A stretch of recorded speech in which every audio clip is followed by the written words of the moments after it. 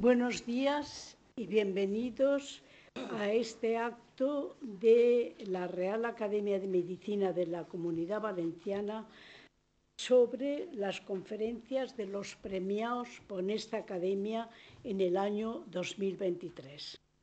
Ilustrísima señora decana, ilustrísimo señor representante de Bancaixa, profesor John Barr, representante en este caso de la Fundación Vivo y presidente de honor de nuestra academia, amados académicos, querido público, vamos a dar lugar a la entrega de premios. En primer lugar, el premio de la academia y a continuación el ilustrísimo profesor don Juan Francisco Ascaso, vicesecretario de esta academia, leerá el acta de concesión de los premios.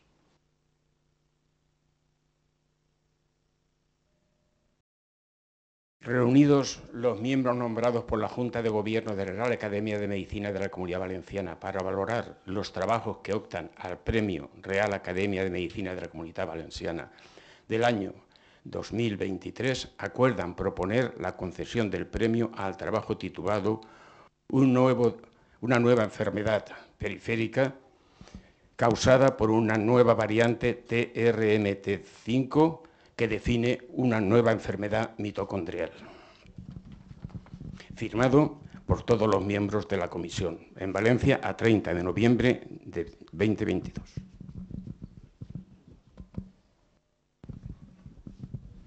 Muchas gracias, profesor Ascaso. El premio le ha correspondido a la doctora doña Herminia Argente Escrich, que le rogamos que nos presente un resumen del trabajo por el que ha sido merecedora del premio. Estimada excelentísima señora presidenta de la Real Academia, ilustrísima señora decana de la Facultad de Medicina, ilustrísimo señor secretario general de la Real Academia, estimados académicos, estimados compañeros, amigos y familiares. En primer lugar, quería agradecer de todo corazón a la Real Academia de Medicina por este reconocimiento y a la Fundación Bancaja por su apoyo siempre a la ciencia. Y bueno, sin más dilación, voy a empezar con la exposición. En primer lugar, lo que vamos a ver es un panorama de cómo está la situación actualmente con las neuropatías hereditarias pediátricas. Se trata de una degeneración lenta y distancia dependiente del sistema nervioso periférico de causa genética y tiene una elevada heterogeneidad fenotípica y genotípica, y de acuerdo a la clasificación, si la neuropatía periférica es la característica principal, la llamaremos neuropatía hereditaria primaria, y si la neuropatía periférica es parte de un síndrome, la conoceremos como neuropatía hereditaria compleja. Dentro de las neuropatías hereditarias complejas encontramos la que afecta exclusivamente al sistema nervioso, tanto al sistema nervioso central como al sistema nervioso periférico, y aquel que además que afecta al sistema nervioso también afecta a otros sistemas como puede ser el cardíaco, el endocrino, el digestivo, etc. Dentro de las neuropatías hereditarias también hay otra clasificación de acuerdo a qué tipo de fibras nerviosas se afectan y cómo se afectan. Y aquí tenemos las neuropatías exclusivamente motoras, a las neuropatías sensitivo-motoras, que se afectan tanto las fibras sensitivas como las motoras, y las que de afectación exclusivamente sensitiva. Dentro de la neuropatía hereditaria sensitivo-motora, vemos que en función de la velocidad de conducción motora de los miembros superiores, especialmente del nervio cubital, distinguiremos entre CMT1 desminimizante si la velocidad es menor a 38 metros por segundo, y si esta velocidad es superior la conoceremos como axonal o CMT2. Para que veamos cuán rara es la prevalencia de cuán raras son estas enfermedades, vemos que la prevalencia del total de las neuropatías hereditarias en general es de casi 12 pacientes por cada 100.000 habitantes, y las exclusivamente motoras son aún más raras y afectan a 2 pacientes por cada 100.000. Y este es el cuadro clínico de nuestros pacientes. Empieza por los pies con debilidad, atrofia y deformidad de los mismos y va ascendiendo progresivamente hasta afectar a manos. Hay un déficit sensitivo, una pérdida de reflejos y una afectación del equilibrio. En cuanto al manejo de las neuropatías hereditarias pediátricas, pues bueno, recientemente se han publicado guías de práctica clínica, pero sobre todo nos hablan del abordaje sintomático, es decir, de la rehabilitación, de la corrección quirúrgica de las deformidades y del empleo de las ortesis. Porque actualmente y desgraciadamente cura no existe. Lo que sí que hay es, como vemos aquí en este esquema, es un sinfín de terapias experimentales enfocadas a retrasar o incluso detener la evolución de la enfermedad, pero son todo experimentales y van dirigidas en función del gen que está afectado. En general, y hay tanto medicación oral como pueden ser los inhibidores de las desacetilasas de las histonas, y hay también terapia génica, que esto en la época que yo estudiaba, que no hace tanto, fue 2006 cuando empecé la carrera, ni se hablaba, y ahora ya es una realidad, ahora ya hay terapia génica comercializada para enfermedades neuromusculares. Bien, en este diagrama lo que vemos es que hasta llegar a la terapia racional, es decir, esta terapia que busca retrasar o detener la evolución de la enfermedad de nuestros pacientes, lo primero que tenemos que hacer es identificar el gen que causa la neuropatía en nuestros pacientes. Entonces, para eso es necesario, en paralelo, investigación clínica que defina bien la historia natural de la enfermedad, medidas de discapacidad que nos permitan ver si esa terapia que vamos a aplicar nuestro paciente responde o no, diseñar bien los ensayos clínicos, ponerlos en marcha y, en paralelo, la investigación básica que nos va a indicar cuáles son las dianas terapéuticas. Vamos a crear modelos animales, celulares y estudios preclínicos. Pero, como vemos, el primer peldaño de esa escalera es identificar el gen causante. Y ahora vamos a pasar al panorama genético de las neuropatías hereditarias.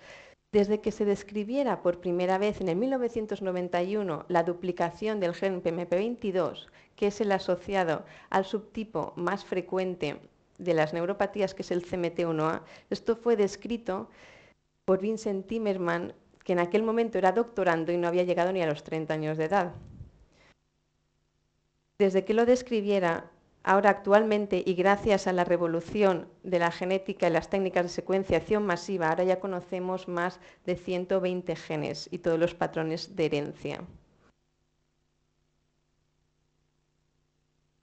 Estos genes están implicados tanto en las partes de la neurona como en su función, como de las células de Schwann también.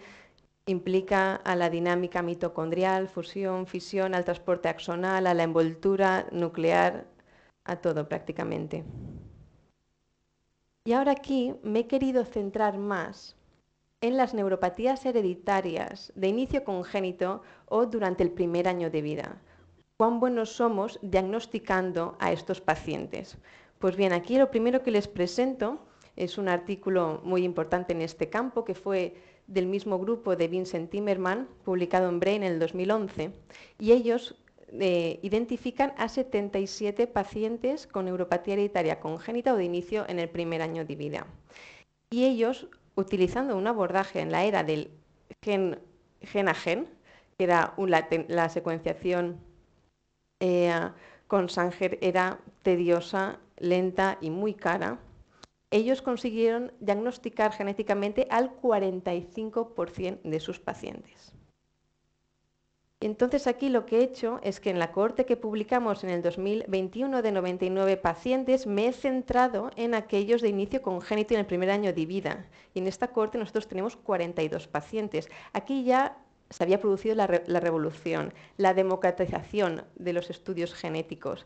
Y con estas técnicas, pues nosotros fuimos capaces de diagnosticar un 28% más, tampoco muchísimos más, pero llegamos hasta casi un 74% de nuestros pacientes. Con lo cual, quiere decir que más de un cuarto de nuestros pacientes aún se queda sin diagnóstico genético. Y ahora sí, vamos a entrar en materia. Vamos a hablar del TRMT5, el nuevo gen causante de neuropatía hereditaria en el primer año de vida. En primer lugar, veremos la función del gen. Este es un gen que se encuentra en el ADN nuclear y la proteína en la que codifica tiene que viajar hasta la mitocondria, que es donde ejerce su función, catalizando la metilación en la posición guanina 37 de varios ARNs de transferencia mitocondriales y aumentando así la eficacia de la traducción mitocondrial. En este caso describimos 3 nuevas familias que tienen exactamente el mismo genotipo en el TRMT5 y el mismo fenotipo único. Previamente se conocían 3 familias en la literatura, pero el fenotipo de las otras era totalmente distinto. Estos son 3 familias que no estaban emparentadas, no relacionadas. Estos son pacientes esporádicos, eran los únicos individuos afectos de la familia. Y portaban 2 variantes patogénicas en el gen TRMT5, que después hablaremos de ellas. Y este es el fenotipo único.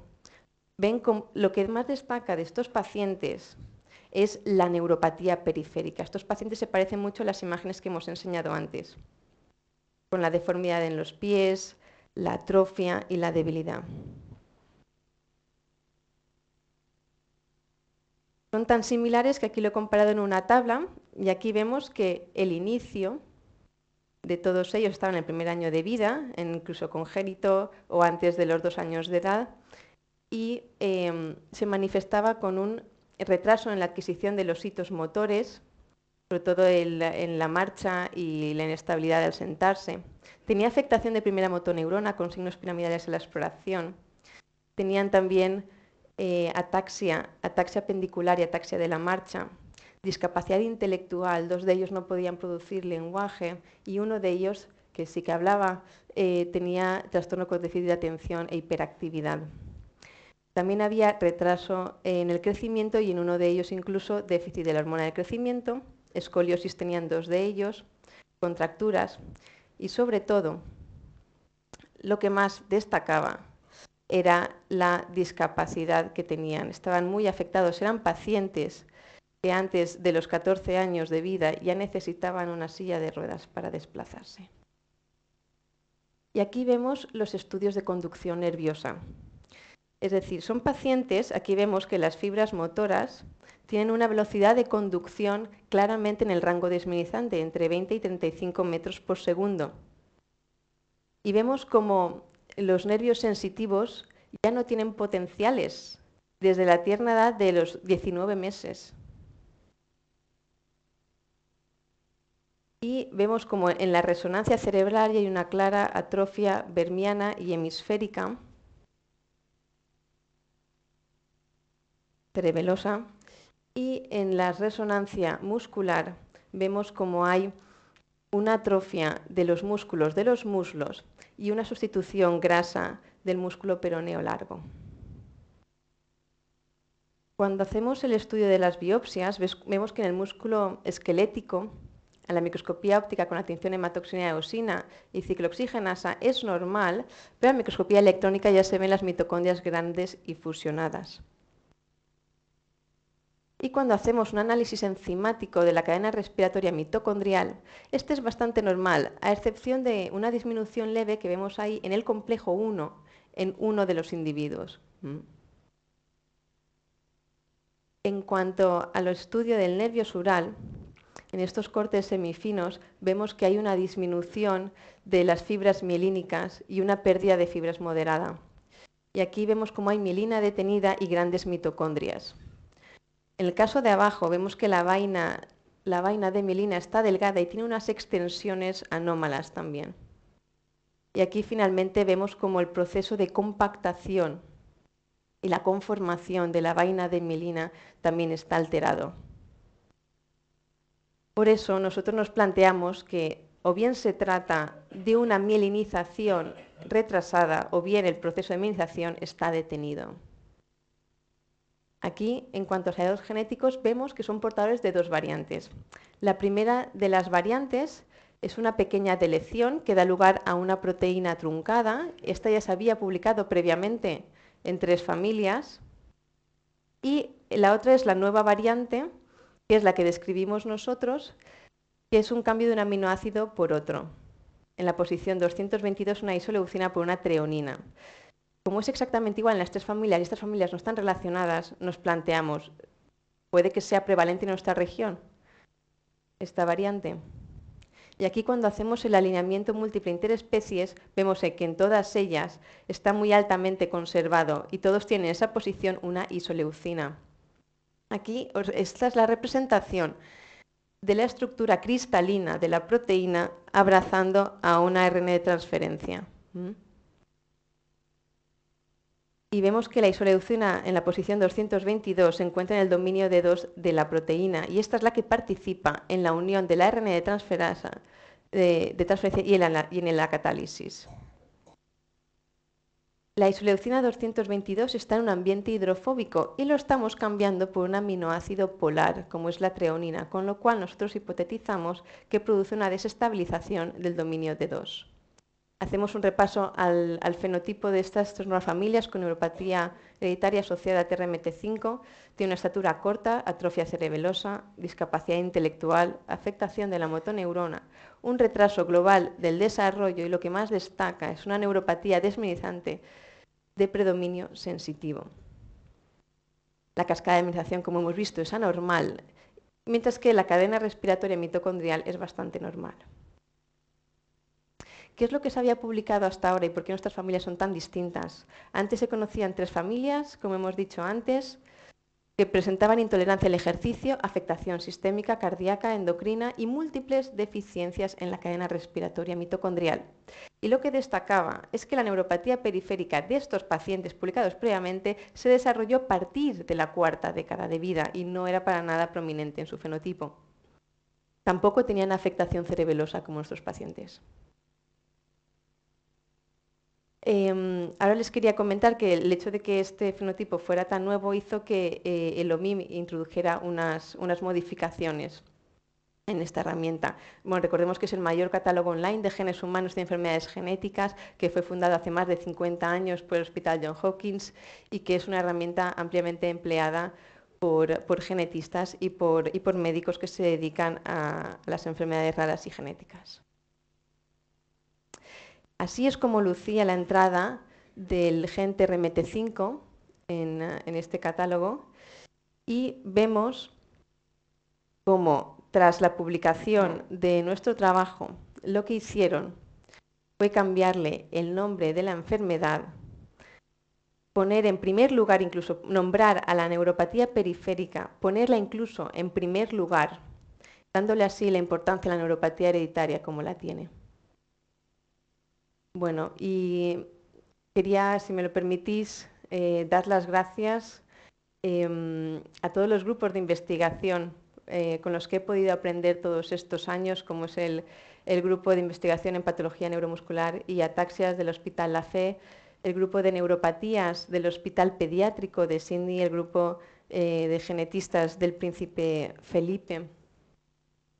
Después también quería dar las gracias a todo el profesorado de la Facultad de Medicina de la Universidad de Valencia, porque es verdad que me formé como neuróloga en el Hospital La Fe, pero fue aquí, en la Facultad de Medicina, donde se forjó en mí la idea de convertirme en un médico asistencial e investigador, y fue gracias a la capacidad del profesorado de transmitir su pasión por la ciencia.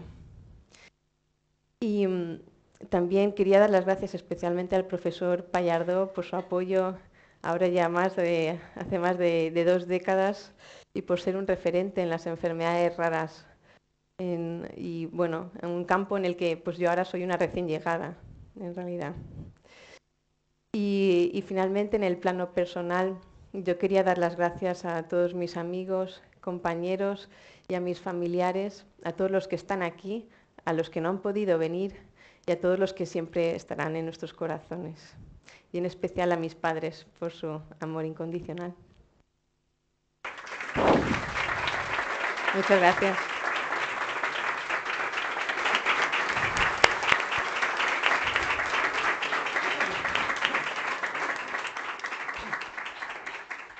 Muchas gracias a la doctora Herminia Argente por haber conseguido este premio de la Real Academia de Medicina de la Comunidad Valenciana y agradecemos a la Fundación Bancaja el patrocinio que nos ofrece. Como quiera que después de la excelencia del premio, nosotros con la Real Academia considera también el currículum vitae de la premiada, vamos a proceder a hacerle además el nombramiento de académica correspondiente de esta institución. Ilustrísimo señor secretario general, profesor Juan Viña, dará lectura al acta correspondiente. La Real Academia de Medicina de la Comunidad Valenciana ha acordado, en la sesión celebrada el día 27 de noviembre del 2023, nombrar académica correspondiente a la doctora Herminia Argentes Crich por estar comprendidos sus méritos y circunstancias en el artículo 19 del reglamento vigente. Valencia, 16 de mayo del 2024, firmado la presidenta y el secretario general.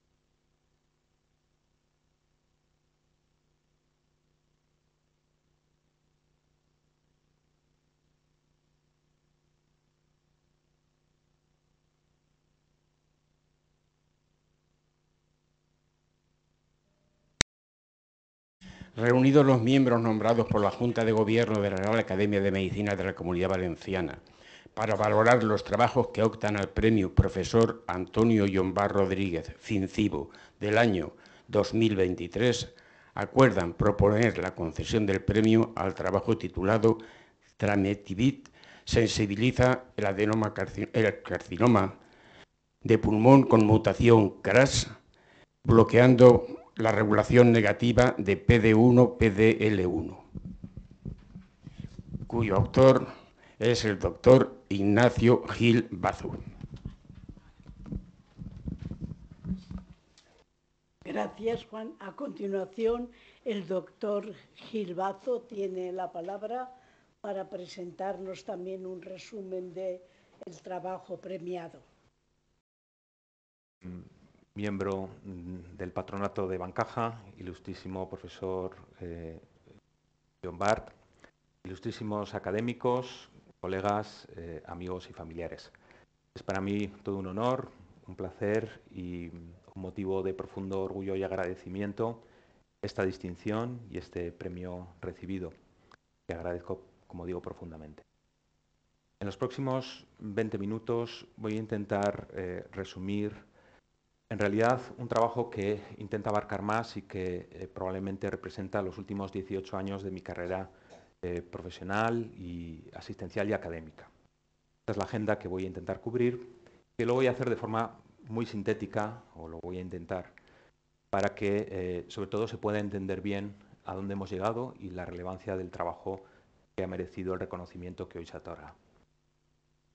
Como saben ustedes, el cáncer de pulmón es hoy en día sigue muy de cerca al cáncer de mama en incidencia y sería el segundo tumor más incidente a nivel global, como veremos luego también a nivel de nuestro país, pero sobre todo es muy importante recordar que es el que mayor incidencia o que mayor mortalidad asocia. En España, igualmente, por detrás del cáncer de mama, es el segundo tumor más relevante en incidencia, pero sigue siendo el que más muertes por cáncer genera. Y como dato relevante, en el año 2022, las enfermedades oncológicas, en cuanto a mortalidad, sobrepasaron ya la incidencia de mortalidad asociada a enfermedades cardiovasculares. Como saben ustedes, los factores de riesgo de cáncer de pulmón son diversos, fundamentalmente el hábito tabáquico, porque representa el factor de riesgo prevenible más relevante. Existen otras enfermedades más relacionadas en relación al tabaco también, como el enfisema, que es una condición previa al desarrollo de cáncer de pulmón en muchos de nuestros pacientes. Existe un patrón de herencia no conocido, pero sabemos que existen datos de historia familiar en la mayor parte de nuestros enfermos.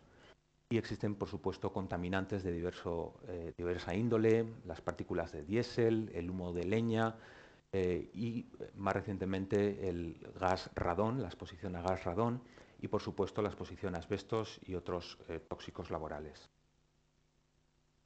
Desde el punto de vista de clasificación histológica y molecular, es importante recordar que la gran mayor parte de los pacientes desarrollan un tumor de células no pequeñas, más del 85% de los casos, dentro de los cuales la histología predominante es el adenocarcinoma, con cerca de un 50% de ellos, y dentro de eso, en la taxonomía que somos capaces de realizar a nivel genómico, sabemos que casi un tercio de nuestros pacientes con adenocarcinoma de pulmón van a presentar una mutación en el gen KRAS, que va a ser de especial relevancia para nosotros en el trabajo que hoy ha sido reconocido.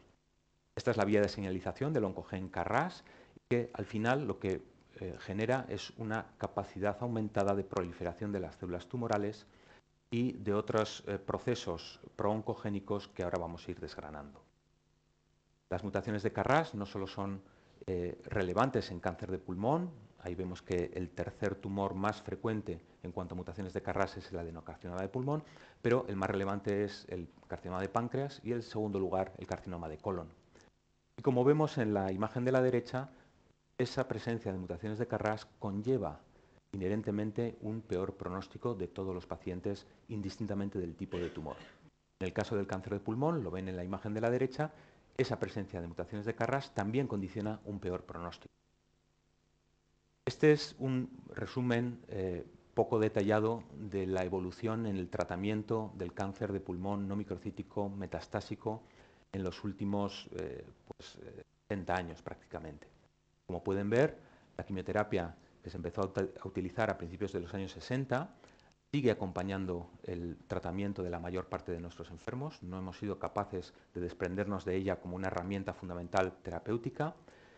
En los últimos 20 años se han desarrollado diversos fármacos dirigidos frente a dianas moleculares y más recientemente, fundamentalmente en los últimos 7-8 años, disponemos además de otra herramienta muy potente y de especial relevancia para el trabajo que les voy a presentar, que es la inmunoterapia.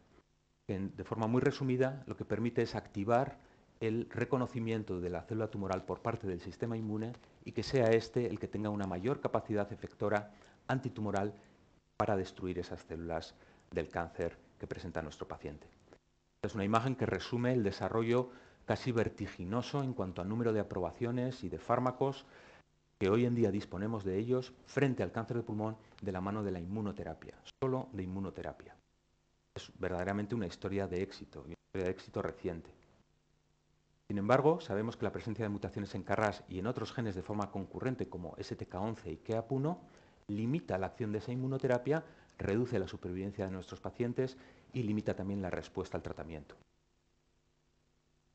Los genes SID, descubiertos en el año 90 por el que fue mi mentor en Estados Unidos, el doctor Robert Ben-Ezra, son genes que se consideran oncofetales porque tienen una elevada expresión durante el desarrollo embrionario, pueden verlo ahí en la imagen de la izquierda, en un embrión de ratón.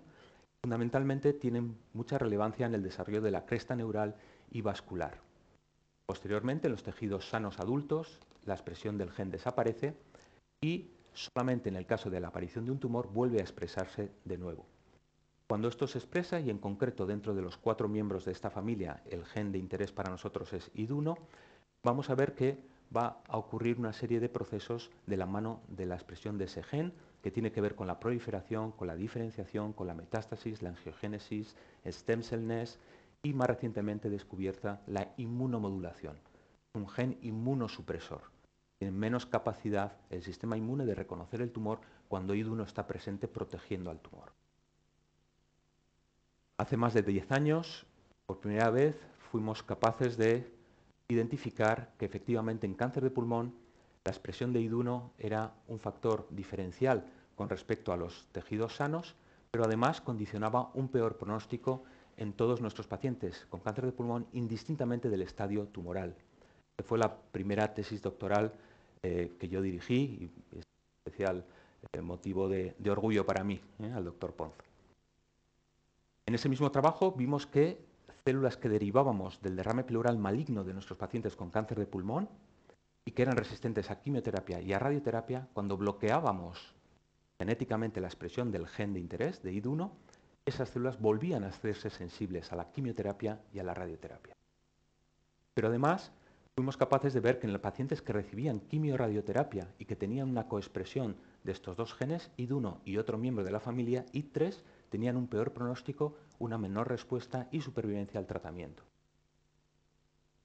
En el siguiente trabajo, también fruto de otra tesis doctoral que tuve el honor de dirigir, vimos que ID1 tenía capacidad de promover la proliferación y también la migración celular de las células de tumor, de pulmón, y que además, cuando bloqueábamos la acción de este gen, preveníamos la colonización hepática, es decir, estábamos bloqueando el acceso de esas células al hígado y no eran capaces de generar metástasis. Además, vimos que cuando ocurría esto, cuando bloqueábamos la acción de ese gen, estábamos regulando a la baja un montón de genes que tenían un papel fundamental en esa capacidad de colonización. En un siguiente trabajo nos propusimos ver cuál era el efecto del silenciamiento génico de ese gen ID1, pero en pacientes que tenían tumores de pulmón con mutaciones en KRAS. Lo primero que vimos es que efectivamente los altos niveles de expresión de ID1 eran un marcador de peor pronóstico, de peor supervivencia en pacientes que tenían mutaciones de KRAS con cáncer de pulmón, no cuando el gen era nativo y no estaba mutado. Además, veíamos que esto ocurría especialmente en el caso de aquellas mutaciones concurrentes en STK11 y KEAP1, esas que les comenté antes, que son las que pueden mediar resistencia al tratamiento de inmunoterapia. Posteriormente vimos que la viabilidad de esas células dependía realmente y directamente de la expresión de ID1 y que cuando bloqueábamos la expresión de ID1, esas células dejaban de ser viables. Además, la pérdida de ese gen, cuando lo bloqueábamos genéticamente, reducía intensamente el crecimiento de los tumores que inyectábamos en los pacientes, en los ratones. Es decir, esos ratones tenían menos capacidad de desarrollar los tumores cuando les faltaba el gen ID1. Tanto si lo hacíamos de inicio como si lo hacíamos una vez que el tumor ya se había formado, había una respuesta terapéutica al déficit de ese gen ID1. Igualmente, vimos que esa depleción en el gen ID1 impedía la progresión tumoral e incrementaba la supervivencia de esos ratones cuando teníamos un modelo de metástasis hepáticas. Además, fuimos capaces de entender por qué ocurría eso, viendo que efectivamente había una regulación a la baja de más de 350 genes que eran críticos para ese programa protumoral de KRAS mediado por ID1. El siguiente punto que nos interesó desarrollar fue saber si, sabiendo que ID1 es un gen inmunomodulador que genera inmunosupresión en el ambiente tumoral, si éramos capaces de bloquear ese gen, además de administrar tratamiento de inmunoterapia como el que en esos momentos estábamos empezando a administrar a nuestros pacientes, saber si eso tenía un efecto sinérgico y de mayor actividad. Y efectivamente lo primero que vimos es que los niveles de PDL1, que es una proteína fundamental para la activación del sistema inmune, eran inversamente proporcionales a los de ID1. Es decir, cuando bloqueábamos la expresión de ID1, en estas células tumorales aparecía mayor expresión de PDL1 y hacíamos más sensibles esas células al tratamiento de inmunoterapia. Además, vimos que el efecto combinado del bloqueo genético de ID1 con el tratamiento farmacológico frente a PD1, tanto en un modelo subcutáneo como de metástasis hepáticas, permitía una reducción notable del crecimiento de los tumores y a la vez impedía la formación de metástasis hepáticas. Igualmente, fuimos capaces de demostrar que en ese mismo modelo teníamos un mayor silenciamiento cuando hacíamos el doble bloqueo del gen ID1 en el microambiente tumoral, utilizando ratones deficientes para ID1, además del silenciamiento específico en las células tumorales que inyectábamos. Y para intentar interpretar por qué ocurría esto, analizamos los tumores y vimos que cuando bloqueábamos la acción de IDUNO, además de administrar fármacos anti-PD1, lo que ocurría es que había una mayor infiltración del tumor por parte de las células del sistema inmune. Es decir, que eran estas células del sistema inmune activas las que estaban mediando la muerte celular, limitando el crecimiento del tumor y limitando las metástasis hepáticas. Aquí ven una imagen quizás un poco más vistosa, sobre todo la imagen de la izquierda abajo, donde pueden ver, en la imagen de la derecha en concreto, una mayor infiltración en diversos colores de todas las células que ejercen ese efecto antitumoral del sistema inmune. Por lo tanto, y ahora empiezo ya con la presentación del trabajo que ha sido reconocido, la siguiente obsesión para un oncólogo médico que ve pacientes todos los días era saber si podíamos bloquear IDUNO no solo silenciando el gen, que eso no lo podemos hacer en humanos, sino de forma farmacológica, utilizando un medicamento que pudiera bloquear la acción de ese gen y saber si la combinación de esto con inmunoterapia tenía un mayor papel antitumoral. Por lo tanto, nos proponíamos estudiar si existía un fármaco, en este caso habíamos identificado trametinib, que es un inhibidor de MEK, como un posible fármaco que inhibiera IDUNO. Además, queríamos saber si este IDUNO presenta un papel clave en la resistencia al fármaco, a trametinib. Y en tercer lugar, considerábamos que la inhibición farmacológica de IDUNO junto con anti-PD1 pudiera tener una acción sinérgica de activación del sistema inmune. Para ello nos planteamos todos estos objetivos que iban dirigidos a estudiar los aspectos que les acabo de comentar en las hipótesis. Desde el punto de vista metodológico, utilizamos diversos estudios, tanto in silico como in vitro e in vivo. Hemos utilizado más de 12 líneas celulares de cáncer de pulmón con mutaciones de KRAS. La mitad de ellas eran humanas, la otra mitad eran murinas de ratones. Y hemos realizado todo tipo de estudios para intentar conocer y caracterizar mejor esas células, bloqueando o sobreexpresando la acción de diversos genes. Y luego hemos utilizado esas células en los modelos de ratón, donde hemos utilizado el tratamiento combinado de trametinib junto con PD1. Pasando a los resultados y para terminar, fuimos capaces en primer lugar de ver que efectivamente trametinib, este fármaco que les he comentado, es capaz de reducir los niveles de expresión de IDUNO en el cáncer de pulmón con mutaciones de KRAS, tanto in vitro, en las células, en la imagen de la izquierda, como en los modelos murinos utilizados en la parte de la derecha. En segundo lugar, vimos que la reducción de esa expresión de los niveles de IDUNO dependía directamente de la actividad del proteasoma, que es una estructura que tienen las células sanas y también las tumorales para controlar y degradar algunos productos de desecho, algunas proteínas que no desean que siga utilizando la célula. En este caso, trametinib inducía la activación del proteasoma y el proteasoma degradaba IDUNO, que es la diana que queremos bloquear. Cuando esto ocurre, cuando estamos reduciendo la expresión de IDUNO, somos capaces de ver que efectivamente aumenta la sensibilidad a trametinib. Y al revés, cuando estas células tumorales se hacen resistentes a trametinib, lo que vemos es que IDUNO se sobreexpresa. Es decir, IDUNO es el causante de la resistencia a este fármaco. Por lo tanto, nos planteamos inhibir IDUNO mediante el uso de trametinib y saber si estábamos activando realmente el sistema inmune, que era nuestra hipótesis. Y lo que vimos es que efectivamente eso ocurría, y en primer lugar ocurría porque aumentaban los niveles de PDL1, esos niveles que, como dije antes, cuando están expresados en la célula tumoral, aumenta la sensibilidad a la inmunoterapia. En segundo lugar, nos planteamos el bloqueo combinado de trametinib y de PD1 desde el punto de vista farmacológico en dos modelos distintos de ratones. Por tanto, ven dos líneas celulares completamente distintas, pero en ambos casos mutado KRAS y con los mismos resultados. En las imágenes en violeta pueden ver la combinación de los dos fármacos, es la que ejerce la mayor capacidad antitumoral, la mayor limitación en el crecimiento de los tumores, y la supervivencia de esos ratones está sensiblemente aumentada. Cuando analizábamos esos tumores para saber si realmente había sido una causa de la activación del sistema inmune lo que habíamos logrado que hiciera que redujera el tamaño de los tumores, efectivamente así lo vimos.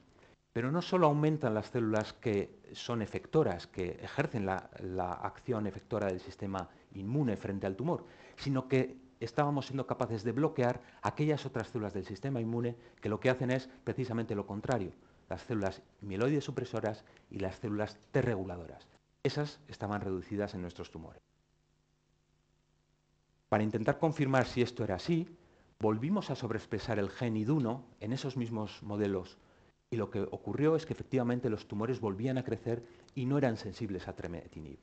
Y además no existía ya una infiltración significativa por parte de las células del sistema inmune y por lo tanto IDUNO era el verdadero causante de que el sistema inmune no fuera capaz de penetrar en los tumores y actuar frente a ellos. Finalmente fuimos capaces de elaborar este algoritmo que permite entender cuál es la vía de señalización y cuál es la regulación de unas proteínas con respecto a otras.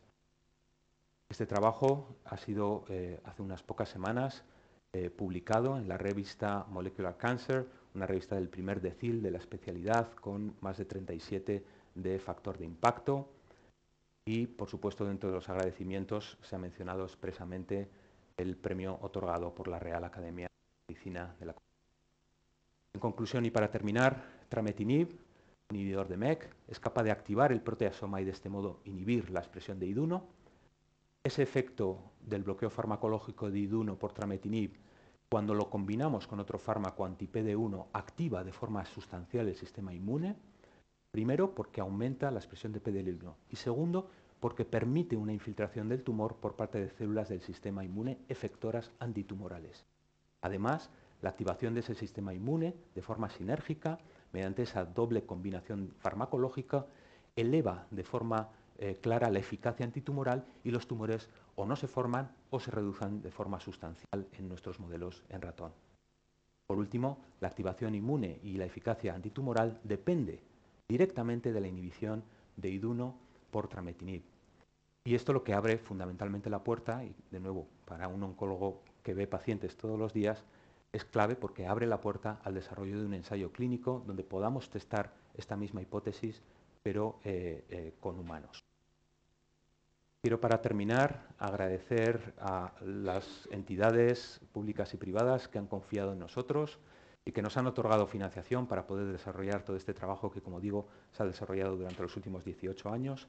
También a nuestros colaboradores en diversas instituciones nacionales y extranjeras que también han confiado y han depositado también todo su esfuerzo. Por supuesto, a todo el equipo de trabajo en el Centro de Investigación Médica Aplicada de la Universidad de Navarra, especialmente al doctorando de esta tesis, que es Ander Puyalto, y por supuesto a mi familia, sin la cual nada de esto hubiera sido posible. Quiero especialmente mencionar a mis padres, a mis hermanos, a mi mujer y a mis hijos. En este caso quiero hacer un pequeño homenaje a mi padre, recientemente fallecido, y que fue realmente el mayor impulsor de que yo hoy en día sea médico, vea pacientes todos los días y realmente se lo debo a él.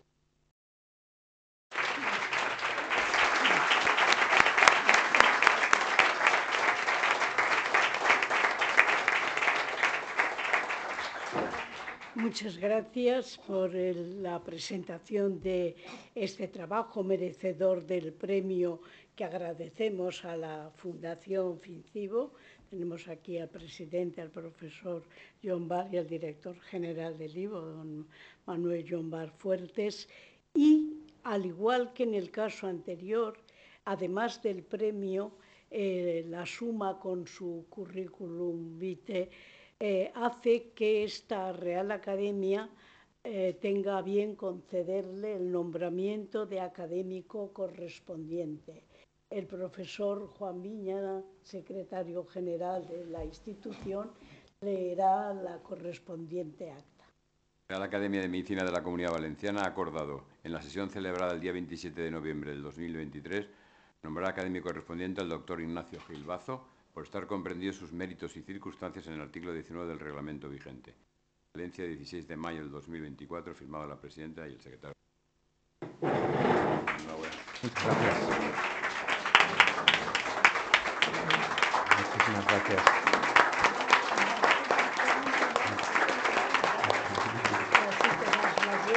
Muchas gracias.